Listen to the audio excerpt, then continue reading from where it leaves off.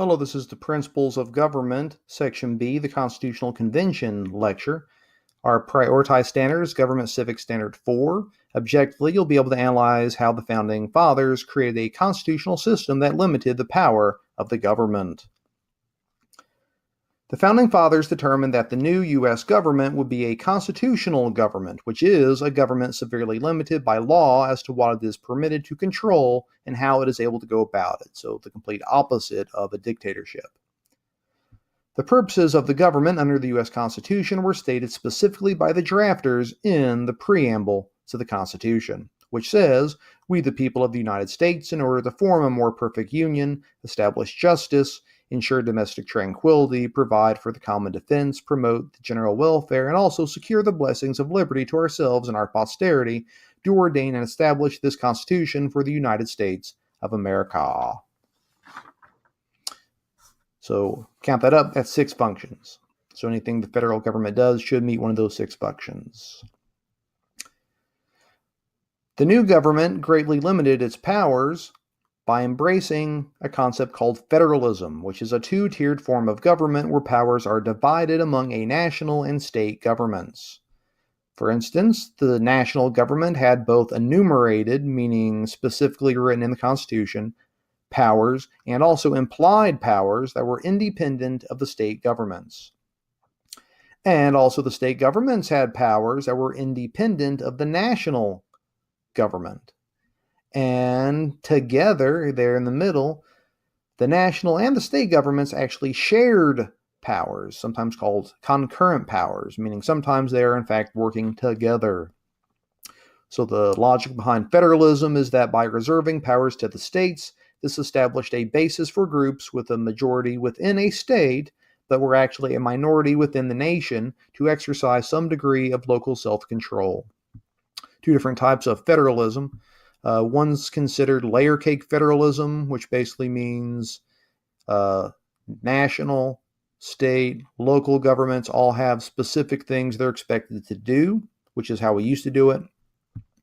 And there's also marble cake federalism, which basically means, well, national, state, local governments are all kind of doing some of the same similar things, and they're so intermingled that it's a big mashup.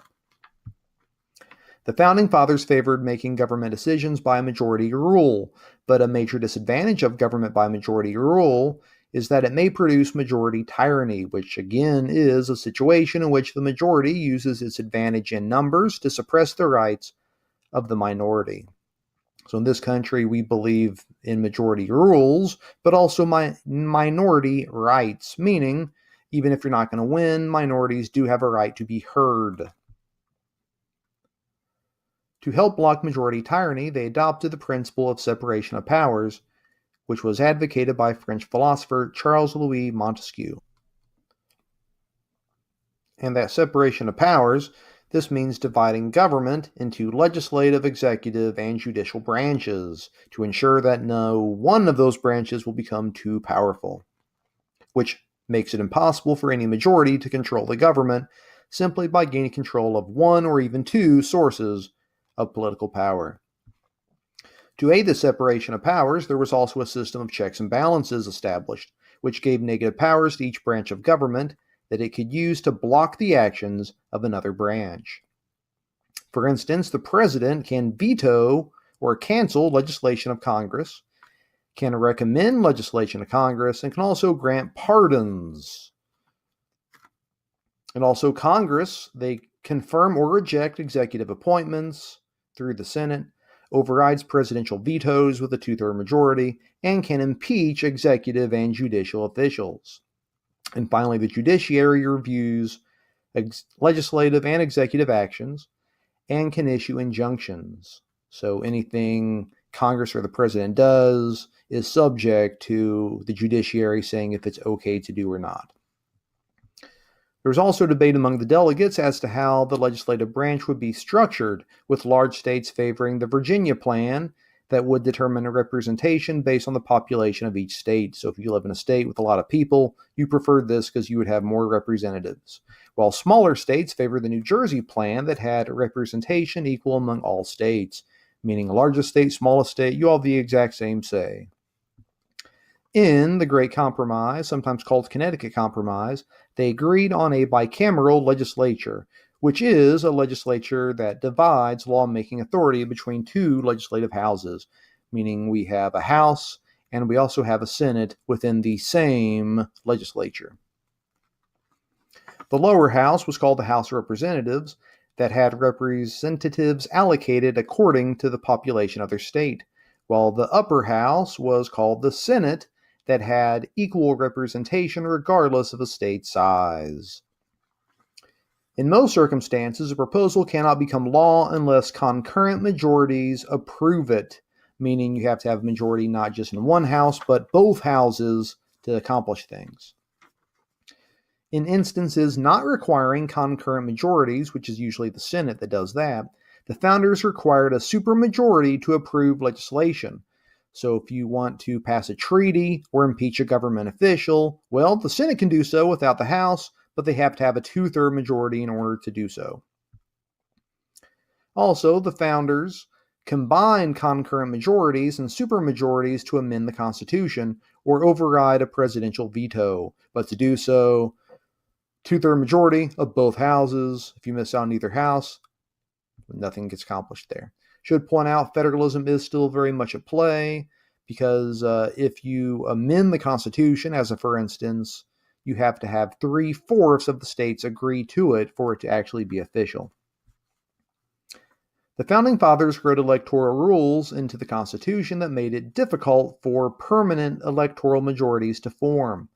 For instance, under the original provisions of the Constitution, the framers sought to prevent what they called excessive democracy through indirect elections of most government officials, fearing having government officials being too responsive to the wishes of the majority. So, if you didn't know, we don't actually live in a democracy. We live in a republic where not everyone gets a say on every single little thing. For instance, while House members are chosen by popular vote, which was basically throwing a breadcrumb to the people, so they're like, hey, see, you got democracy. Senate members were actually selected. Note, I did not say elected, I said selected by state legislatures.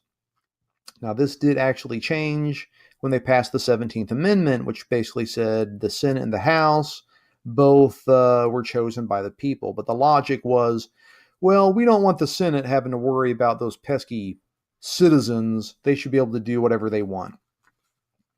Also, rather than by popular vote, the president is actually chosen by a group of electors, or maybe more commonly known as the Electoral College. So the logic here was, again, states, you pick how you want to pick these electors. You can do it any way you want. And then once you pick these people, they're going to go and they're going to decide, hey, who's the best people in this country that should lead our country?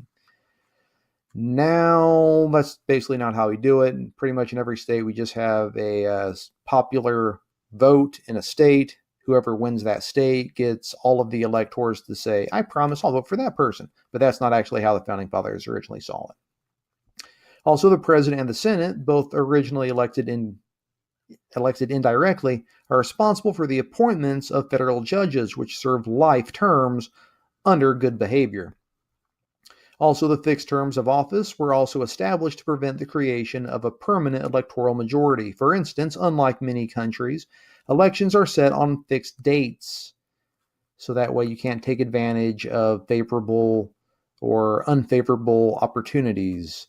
Also, varied length of terms and staggered elections made it difficult for a passionate majority to seize control of the government in a single election. Also, since elections to Congress are tied to where people live with varying mixes of economic, social, and political interest, it would be very hard for the same group to win a permanent majority. The Founding Fathers also took measures to ensure that some natural rights of citizens were protected in the original drafting of the Constitution, including guaranteeing the right of habeas corpus, which is the right to not be imprisoned unless charged with a crime, and also the forbidding of bills of attainder, which means an individual cannot be punished for a crime without first providing a trial in court And finally, prevented what are called ex post facto laws, which means new laws cannot apply against those that committed the action before the law was passed. So if you do something and it should be illegal, but it's not illegal, well, they can't retroactively go back and make it illegal and then throw you in jail for doing so. All right, this concludes Principles of Government, Section B, the Constitutional Convention lecture. Again, our prioritized standards, government civics 4, objectively. Now you can analyze how the Founding Fathers created a constitutional system that limited the powers of the government.